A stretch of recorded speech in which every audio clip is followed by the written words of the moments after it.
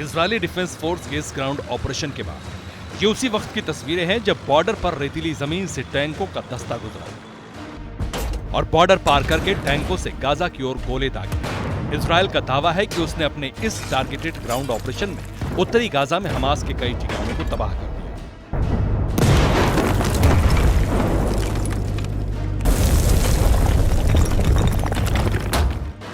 सबसे अहम बात यह है कि गाजा में दाखिल होने और बारूद बरसाने के बाद इजरायल के टैंकों का यह दस्ता रात को ही वापस लौट गया। मौजूदा जंग में इजरायल ने पहली बार टैंकों से गोले बरसाए हैं। अब तक वो अपने लड़ाकू विमानों से गाजा पट्टी पर भीषण बमबारी करता रहा है। इजरायल ने आधी रात को हुए इस एक्शन को जंग को अगले पड़ाव में ले जाने की तैयारियों का हिस्सा बताया है। इसका मतलब यह है कि बड़ा ग्राउंड ऑपरेशन होकर रहेगा। इजरायल पिछले 20 दिन से गाजा पट्टी पर अपने फाइटर जेट से लगातार बमबारी कर रहा है। बाइडेन को गाजा में मौत के आंकड़ों पर शक है, लेकिन इजरायल की बमबारी से गाजा किसी मृत्युलोक सरीखा नजर आ रहा है, जहां हर तरफ तबाही ही तबाही है। हजारों टन बारूद ने इस शहर को मलबे में तब्दील कर दिया है।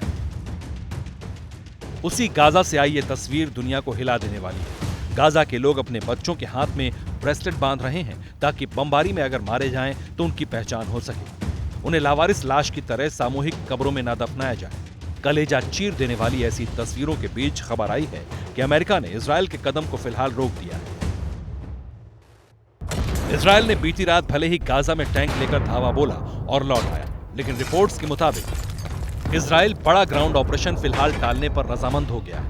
यह ऑपरेशन इस हफ्ते के आखिर तक के लिए टाला गया है ताकि अमेरिका पूरे मिडिल ईस्ट में तैनात अपने सैनिकों की सुरक्षा के लिए अतिरिक्त एयर डिफेंस सिस्टम तैनात कर सके।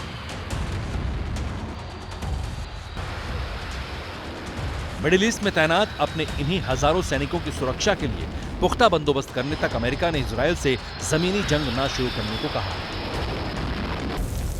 यह सब इसलिए क्योंकि जब से इजरायल हमास की जंग शुरू हुई है, तब से ईरान समर्थित आतंकी संगठनों की ओर से